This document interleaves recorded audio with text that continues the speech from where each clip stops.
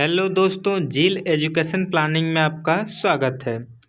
आज हम लोग देखने वाले इकोनॉमिक्स के कुछ महत्वपूर्ण क्वेश्चन जो कि सभी प्रतियोगी परीक्षाओं के लिए बहुत ही महत्वपूर्ण है। देखिए, पहला क्वेश्चन है, योजना आयोग द्वारा भारत को 2020 ईस्वी तक विकसित राष्ट्र बनाने के उद्देश्य से तैयार किया गया दृष्टिपत्र क्या था?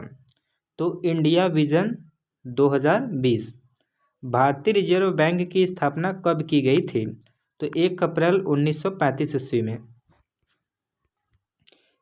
भारत में पहली पंचवर्षीय योजना कब शुरू की गई थी? तो 1 अप्रैल 1951 ईस्वी में। भारत में सबसे अधिक कृषि भूमि किस फसल के अंतर्गत आता है? तो देखिए, भारत में जो होता है चावल की खेती के लिए उत्तम माना भी जाता है और यहाँ पर चावल की खेती अधिक होती भी है। इस समय भारत का सबसे बड़ा राष्ट्रीयकृत उद्यम कौन सा है? रेलवे, भारतीय रेलवे विभाग। राष्ट्रीय विकास परिषद का पदेन अध्यक्ष कौन होता है? प्रधानमंत्री जो होता है वह विकास का पदेन अध्यक्ष होता है। राष्ट्रीय विकास परिषद का पदेन अध्यक्ष होता है।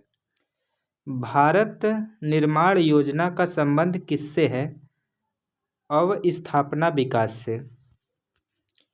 किस राज्य में सर्वाधिक अनुसूचित जनजाति निवास करती है? तो एमपी, मध्य प्रदेश में।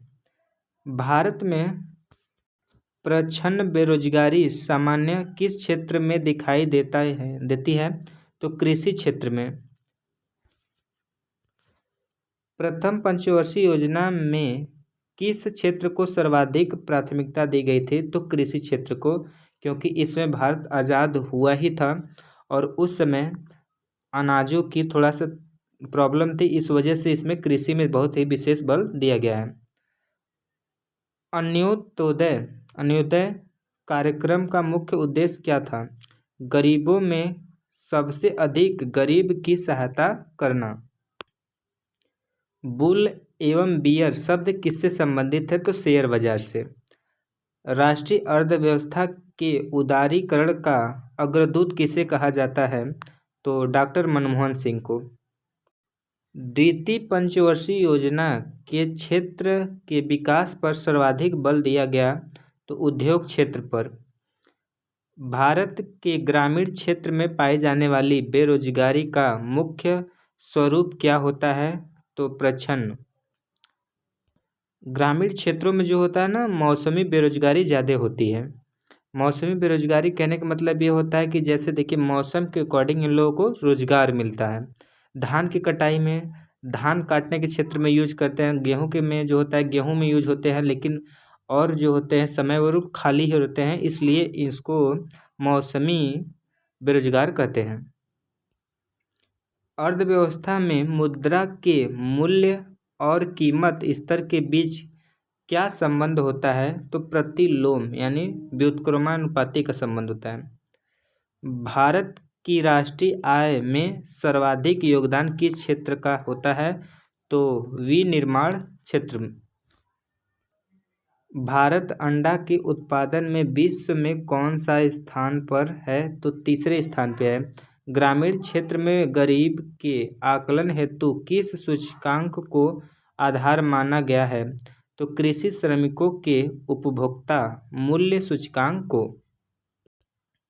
भारत में कर्मचारियों के महंगाई भत्ते निर्धारित करने का आधार क्या है? उपभोक्ता मूल्य सूचकांक। बजट घाटा का क्या अर्थ होता है?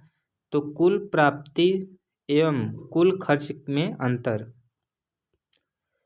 भुगतान संतुलन के विपरीत होने की दिशा में कौन सा कदम स्थिति सुधारने में सहायक होता है? तो अवमूल्यन। पंचवर्षीय योजना के इतिहास में भारत की सर्वाधिक असफल योजना किस योजना को माना जाता है? तो तृतीय योजना।